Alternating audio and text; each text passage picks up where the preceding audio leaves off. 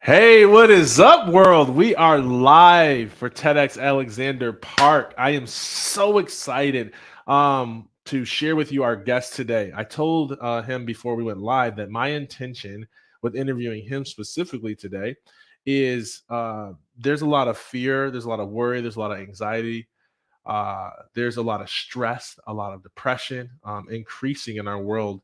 And my intention is that by listening to this, that you'll have tools to help you feel less fearful, less doubtful, less worried, less stressful, and less anxious.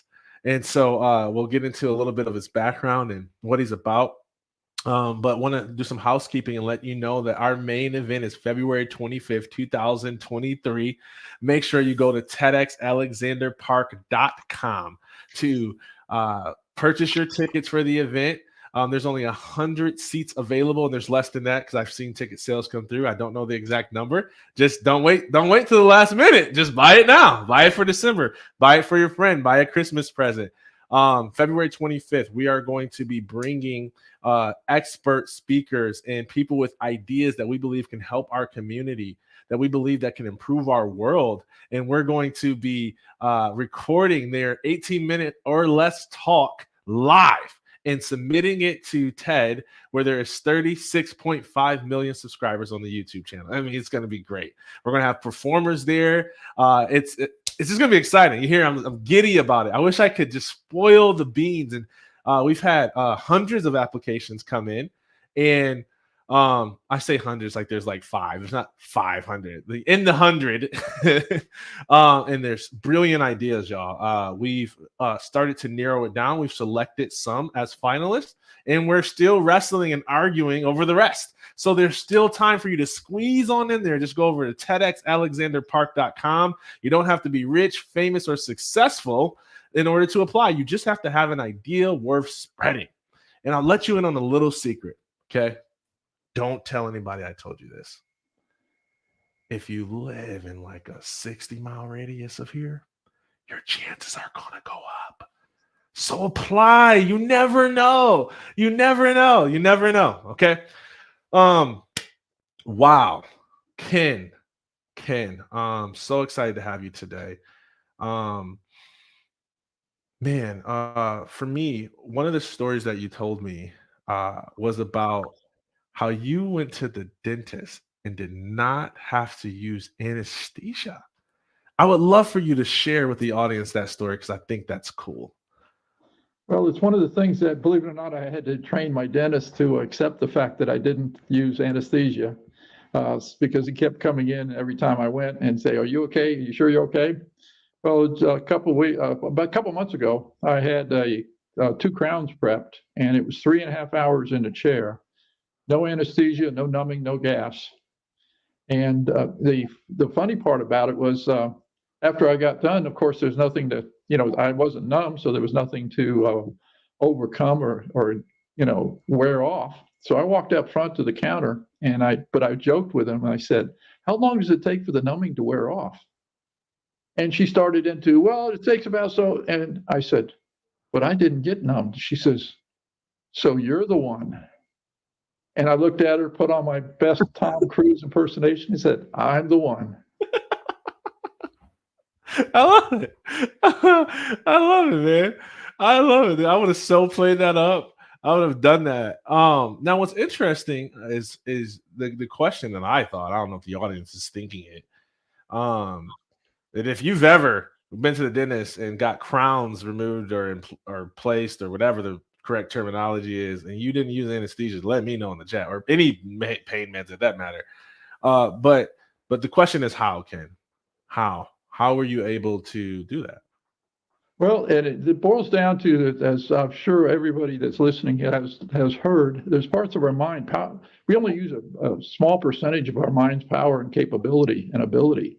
And part of that we never tap into because we're not aware of is our mind's natural hypnosis. Hypnosis is a very natural activity for all of our minds. We all have it. We all use it. It's our bridge between our conscious and our subconscious mind. Really? So it's always there, and we're using it. Hypnosis isn't like the thing where you dangle it back and forth and say, "You are now getting very, very sleepy." Well, there's a story behind that there's a little bit of truth in what it's doing, but what it's doing is trying to get you to go into your natural state of hypnosis. You know, when you're talking about REM sleep, rapid eye movement, Yeah. your mind is in hypnosis during that period. And what are your eyes doing? They're moving back and forth. Oh, that's So true. that little is to try to get your eyes moving back and forth so you drift into that state of relaxed hypnosis. That's actually self-hypnosis. Wow. Wow. Wow, man. Let us into a little bit of your journey. Give us the short, overview of your story, and how did you stumble into this type of work? Well, it was one of these things where I stumbled into it. Is almost literally the way to look at it. My wife and I hadn't seen some friends of ours for several months, probably almost a year, and we decided to meet them at a Braves game. So we walked up there and we went to enter into the booth with them, and I looked over and I almost stumbled because I didn't recognize the husband. He had lost 65 pounds and looked totally different. Wow. So during the game, my wife was talking with him about how he had lost it, and he said he went to a hypnotherapist. So she got the information from him, and she went to see the hypnotherapist because she wanted to lose some weight. And then I was working as a project manager for a national electrical company at the time, and my middle name was Stress. She says he helps reduce stress. So I said, okay, well, I could stand a little stress reduction in my life. So I went to see him, and he kept asking me when I came to the sessions, would you like to lose a little weight? And I looked down, couldn't see my shoes, but I said, no, I'm good. After the third week, I said, well, I guess I could lose a little weight. And I wound up losing with him. I lost a total of 55 pounds. Wow. Went down to 170 where I'm at now. And I've been here for 7 years, going on 7 years now. How long did it take you to lose the 50 pounds? It was almost a year. Okay. So it wasn't like supernatural weight loss. No, it's a very controlled. It's one of the programs we use now, but it's a very controlled, a safe weight loss. It's not a rapid 30-day, 50 pounds, 30 days type situation. And what role does the work you do play in that? Because to me, it's like, you want to lose weight, eat greens and vegetables, and work out. There you go.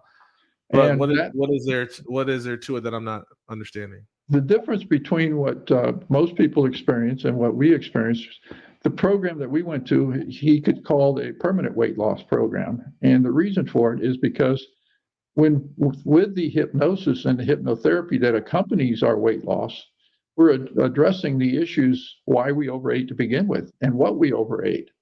So if you take away the anxiety, the stress, the boredom that cause most people to gain weight, and you replace that with a positive outlook on it, then you're not grabbing for it after you lose the weight. So the big problem with diets is that they have a beginning and an end.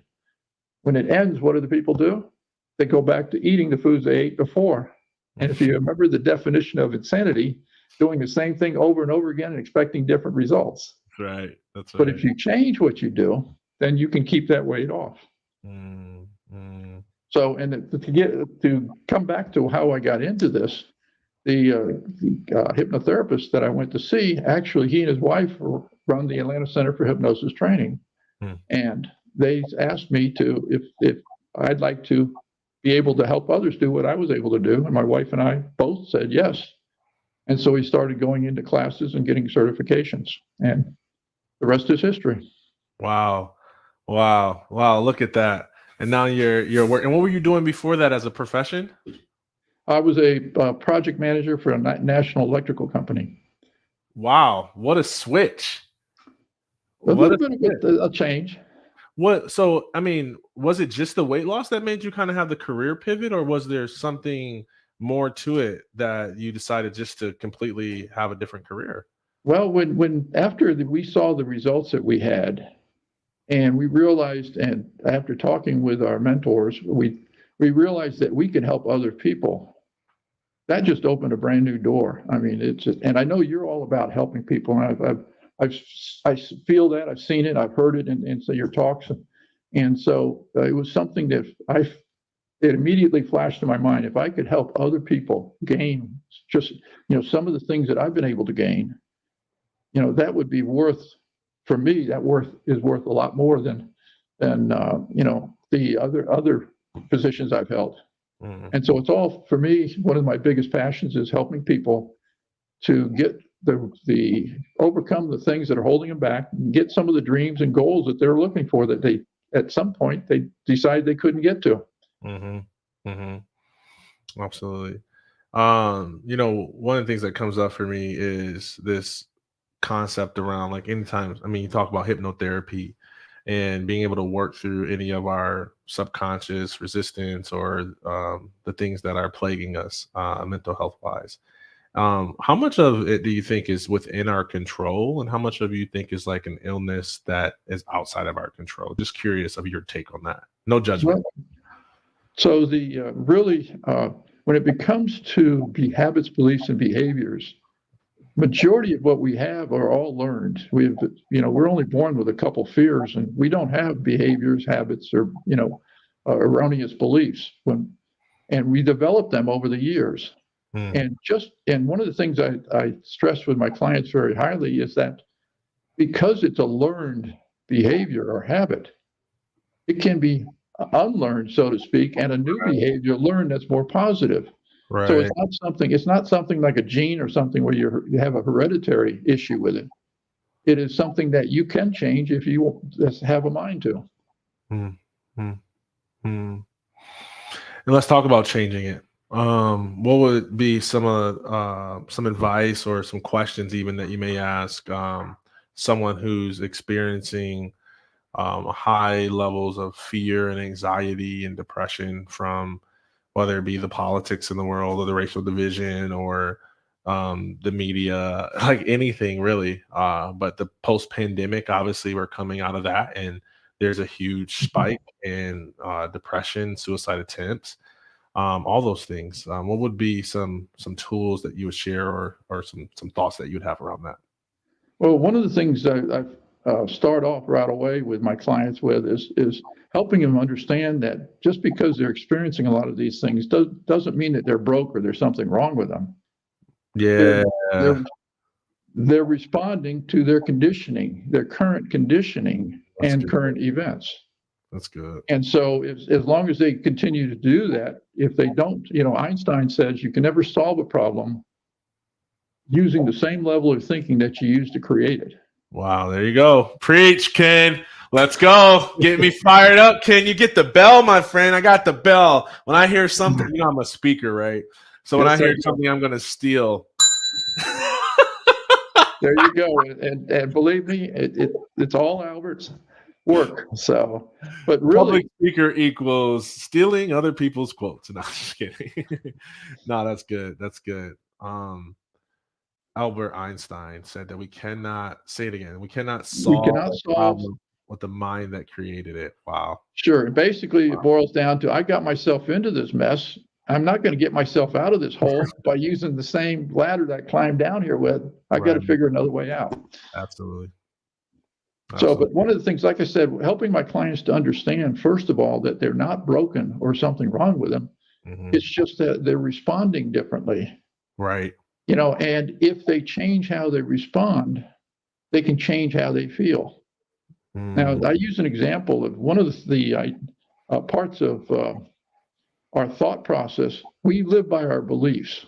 That we have beliefs, and that's what we govern our lives with a lot of the times. But did you know that every thought in the mind generates a physical response in the body? Yes. I think I knew that. Well, I couldn't explain exactly why, but I teach all the time, like cognitive behavioral therapy, which talks about your thoughts, which lead to your feelings, which produce your behaviors, which lead to the results that you experience in life. And so definitely understand the connection, and then a lot of the gut-brain connections and stuff like that. But want to hear your take. Go ahead. Educate us. Well, just to take an example, to show you an example, take one thought. Now you're out walking in front of your house. It's middle of the day, noon, beautiful day, sun shining, nice little breeze. You're enjoying You hear footsteps running up behind you, and your mind thinks for a minute, uh-oh, I'm going to get mugged. What's your physical response? To shoot whoever's following. No, run, Fred, turn around really quickly, and fear or anxiety, right? Yeah. How does fear and anxiety feel in your body? Tension, stress? Tension, stress, shakiness, if it's anxiety. Now, same scenario, nothing's changed, same days, time of day, same sidewalk, same picture. Okay. And you hear the footsteps running up behind you, and it's a friend saying, hey, let's go to the Braves game tonight. I would turn and say, man, you almost got shot. Just kidding. Just kidding. But if you thought it was your friend, how do you feel? Stupid. Like I overreacted. Well, you didn't react already yet. This is a new. Oh, if I knew it was my friend, I heard their voice, I would feel calm, excited, peace, that type of thing. Okay, so that one thought, friend or enemy, look how much of a difference it made in your body's response. Feeling happy and excited is a lot different than fearful and tense. Right. Just that one thought changed. Right. Right. Why is it that we're so prone to fear? Well, because we have one of our tools in our mind is called the imagination. And our imagination has no limits, time, space, or distance. You can be 1,000 years in the future, 100 years in the past, on another planet, or down at the bottom of the ocean, all in a matter of split seconds, just sitting there in your chair right now. I saw your eyes moving, so you may be going there. But that imagination is also where all of our anxiety really is, because do you define anxiety as something that you worry about? Feeling of anxiety is about a future event that hasn't happened yet. Absolutely, yeah. So where is the only place anxiety really can exist in your mind? It's not a memory. It's not in the present moment, so it's not in your conscious. Wow. It's in the future. It's in our imaginations. You're imagining what might happen. Right. And remember I told you how wild our imagination can get? Not to plug him, but there's a gentleman that does a lot of horror movies. Where did all those monsters come from? Imagination. Yes. And he came up with some dillies, didn't he? I know you know what I'm talking about. Yeah. So can you see how we can come up with all kinds of negative scenarios, especially if we're tending to look at it with a negative thought pattern to begin with? Right. Well, I mean, is it like, what do we do, like, to reprogram? Well, one of the things is to realize that's what's happening. The first step is to realize, hey, I am looking at this from a negative point of view. First of all, statistics aren't really in play when it deals with your mind, because you can understand something consciously, but you still do something different because you want to, because your emotions are driving it over your conscious thought process. Right. Okay.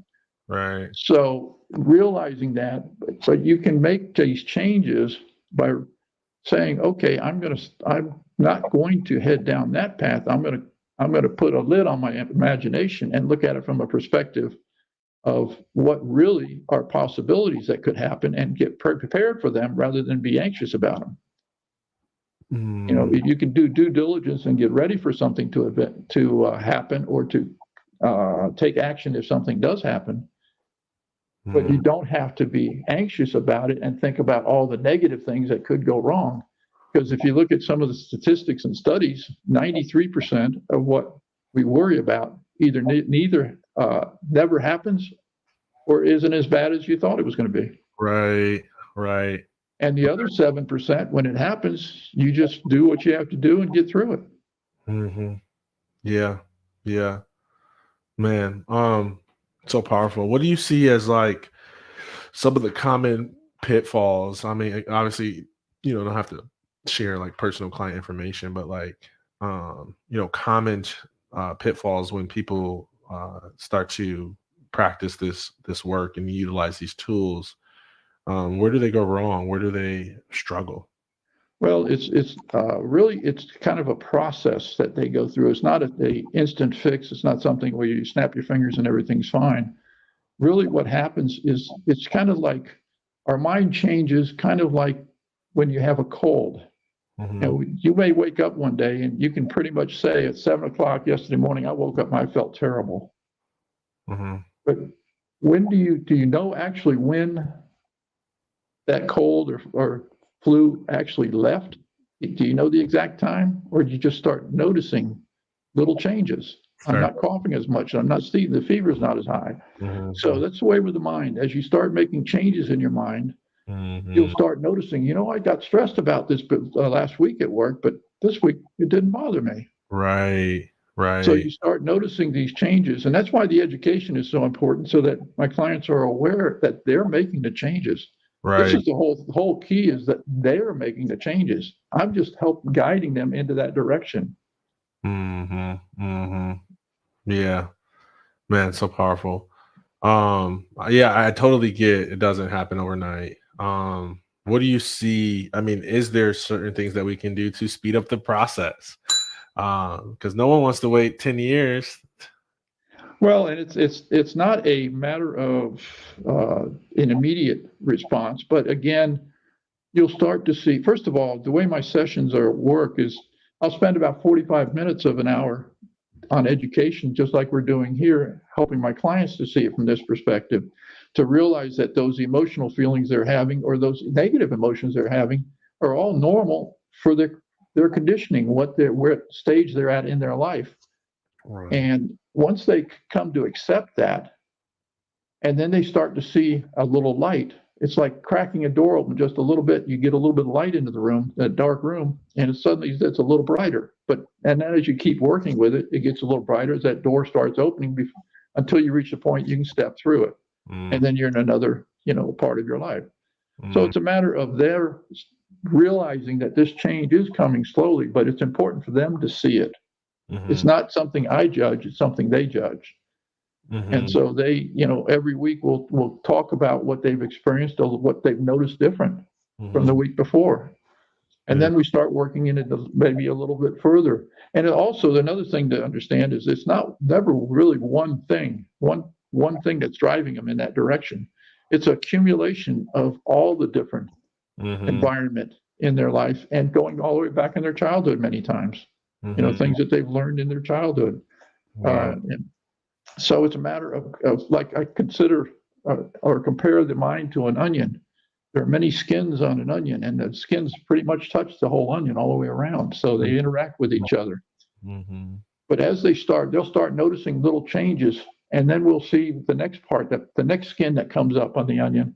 Okay, I've got problems over here. Now I'm not as anxious, but I am a little more angry on this area. And Right. I get it totally. Man, so many questions. My brain's like going all over the place. Why, there's so many modalities out there to help us move through our mental health challenges, to move through our subconscious resistance, enter your vernacular. Why have you chosen hypnotherapy as your modality? Well, one of the reasons is because it's considered rapid therapy in that if all of these habits, behaviors, beliefs, and fears that we have are located in our subconscious mind. Our bridge to our subconscious mind is our hypnosis. So I call it my peach pass.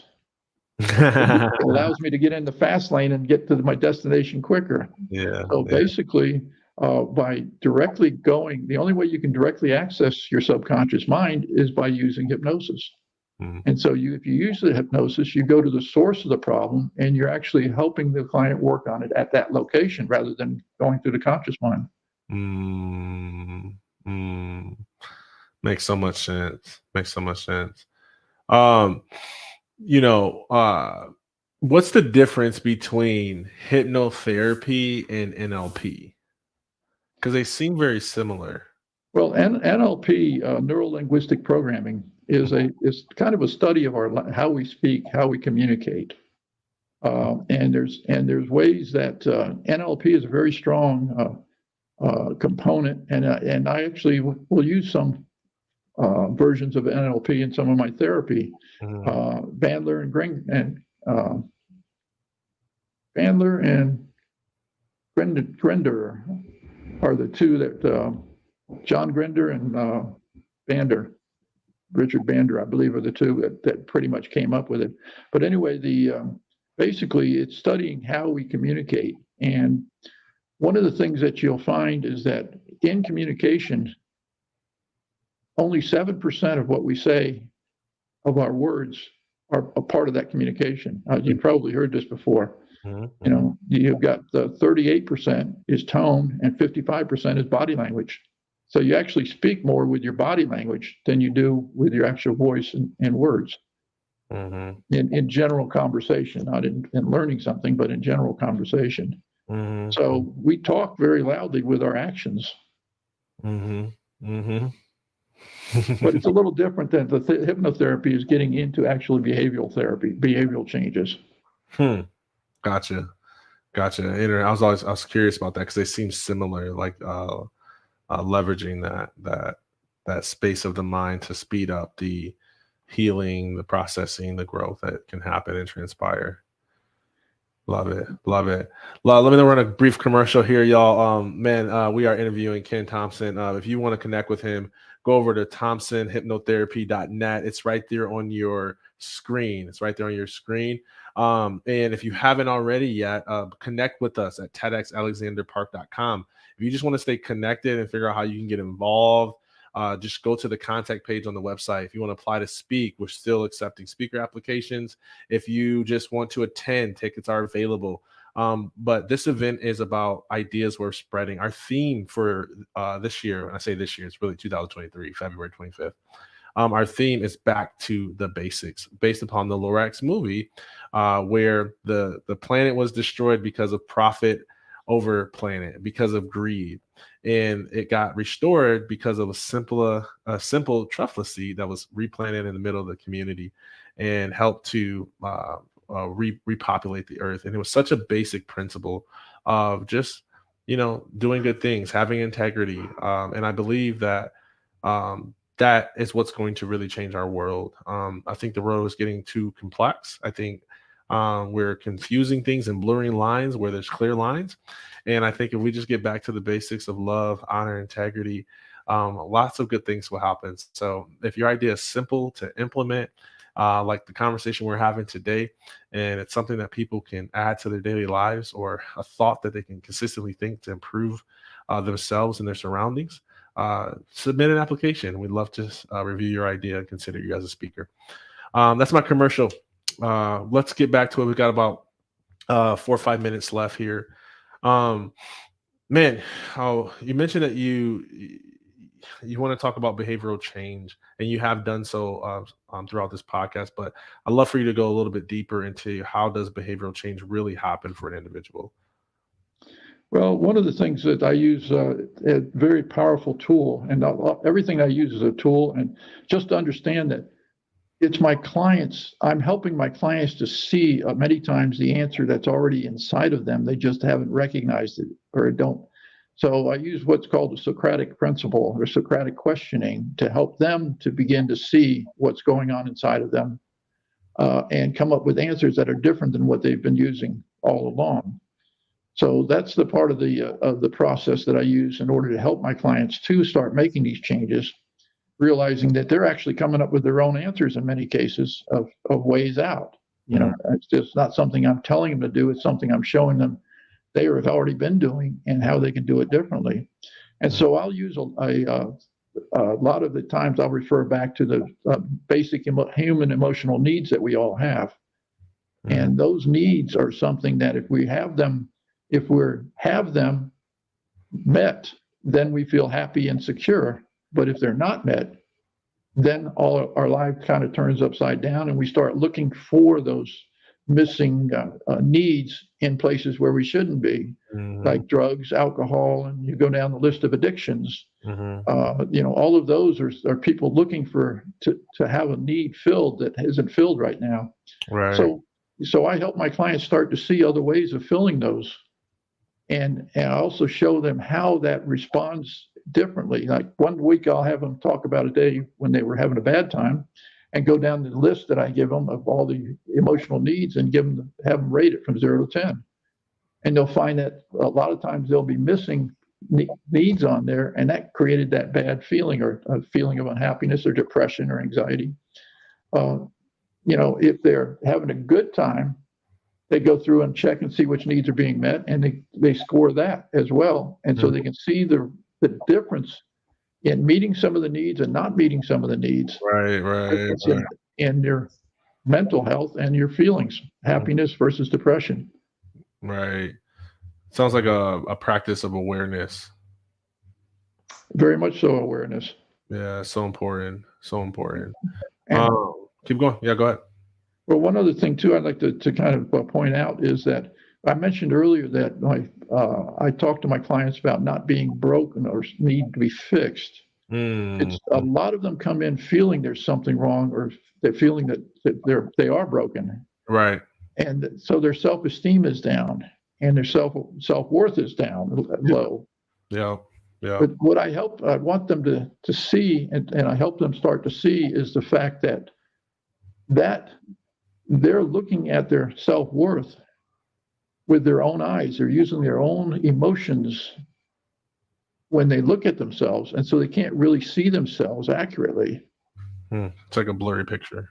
Yeah, if you ever leaned over a pond when it was crystal clear, calm, and everything, you look in, you saw your own reflection. But what happens when the wind kicks up and starts stirring the water, and you look over and you see the reflection is distorted. Right. So many times we look at ourselves as being distorted, and that becomes our reality. When it does that, then we've got all kinds of problems because we're heading in different directions, not meeting our needs, and so our view of ourselves is very difficult to see that way.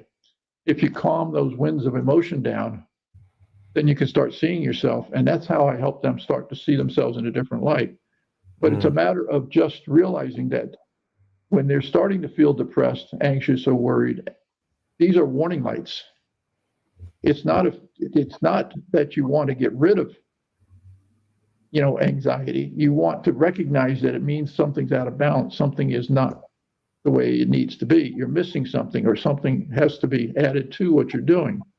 So if you look at them as warning lights instead of something being wrong with you, right, those emotions are part of us for a reason. So it's like a warning light on your car. If the engine overheat light comes on, you don't want to get rid of the light, because that way you won't have it. You put a piece of tape over the light if you want, but you realize there's something wrong. There's something need to be checked, and then you take care of it.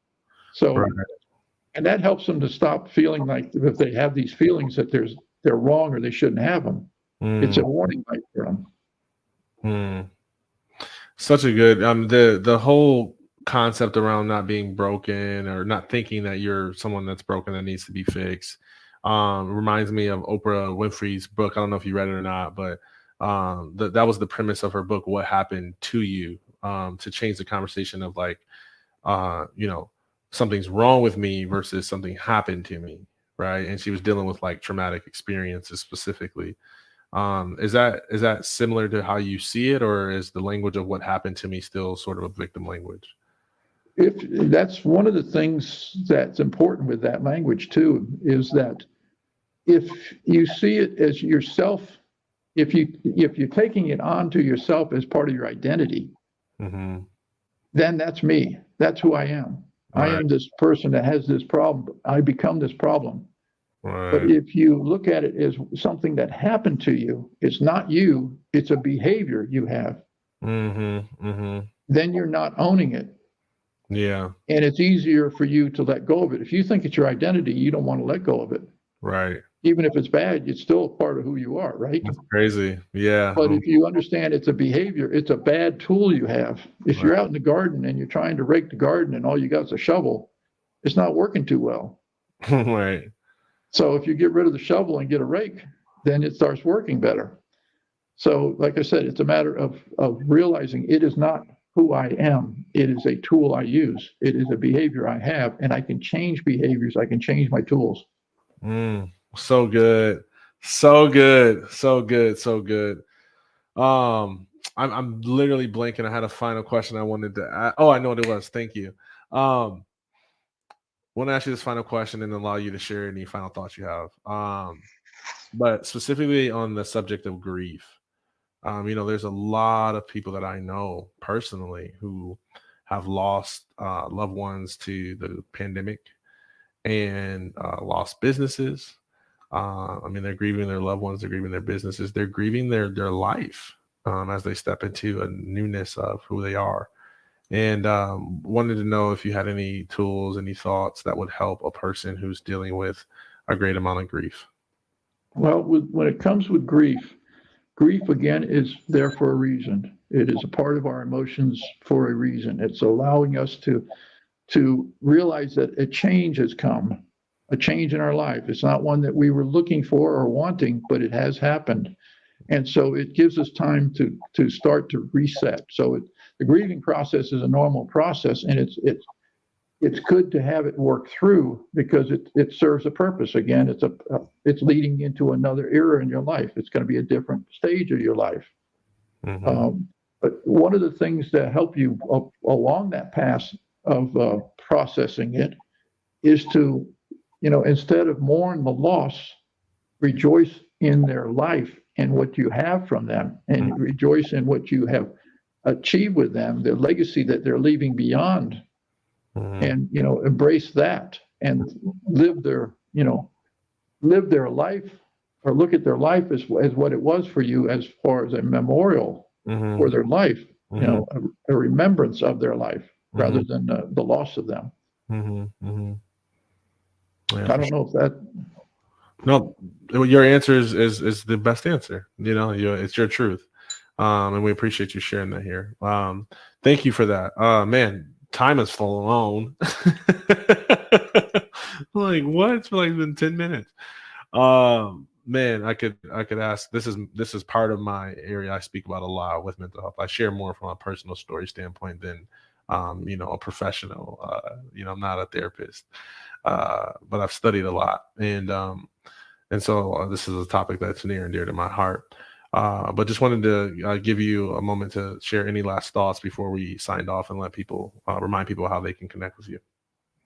Well, I'd like to share one thing that I think is very important with my clients and with anybody who's working with overcoming any behaviors, habits, fears, grief, any of that. First of all, Socrates, who lived many, many, many years ago, believed that we all have hidden knowledge inside of ourselves.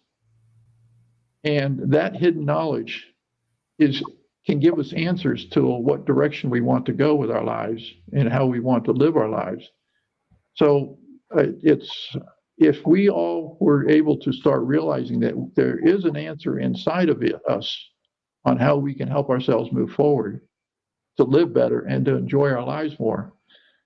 If somebody can help us find that through questioning and through working with us in therapy, but the answer is already within us. We already know the answer. We just can't see it right now.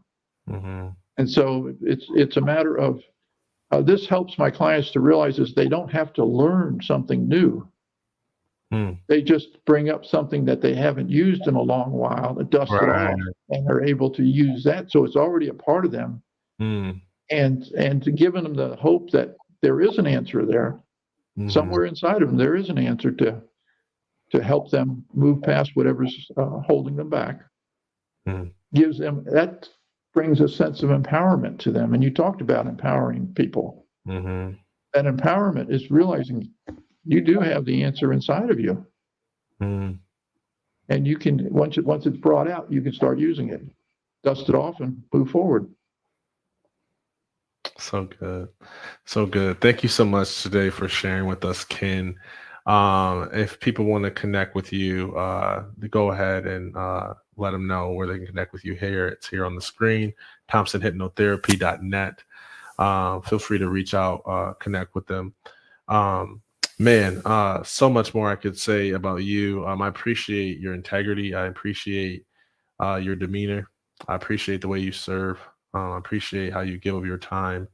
And of course, the level to which you serve your clients is such a huge need in our day and age. And so really appreciate who you are. Really appreciate who you are. Thank you. Y'all, if Daryl. you, thank you. You're welcome. You're welcome. I mean every word. Y'all, if y'all haven't connected with us, head over to TEDxAlexanderPark.com. If you are passionate about helping other people, we believe that ideas is one of the best ways to help the world. You can spread an idea faster than cancer. You can spread an idea faster than you can build this rocket ship. An idea can spread very, very fast. And I believe that some people are just one idea away from a whole new life, just one idea away from a whole new life. And here's the thing about ideas, y'all. It doesn't, while we seek new and innovative ideas, some of the best ideas are timeless ideas that we need to be reminded of. I'll say that again. Some of the best ideas are timeless ideas that we need to be reminded of. And so that's what you're about. Connect with us. Just reach out, start a conversation. We're looking for volunteers, support, partners. We want this to be a blessing to our community, to bring our community together, and to really empower us. Ken mentioned today a quote from, I believe it was Einstein, of we cannot solve a problem with the same mind that created it. And I believe that's one of the benefits of hosting an event like this, is that not only do we get to highlight local voices that we hear from often, but that we need to be reminded of some truth, but we get to invite people from outside of the community, the minds that didn't help to create it. And super excited about that. And I wish I could tease you, but maybe next week. Maybe next week on our live show, I will tease one of the speakers that we've selected. I do know this month is when we'll start to share more of that. So if that's what you're looking for, who's going to be there, we'll start to share that with you soon. So head over to TEDxAlexanderPark.com and we will see you soon. Take care, y'all. Peace.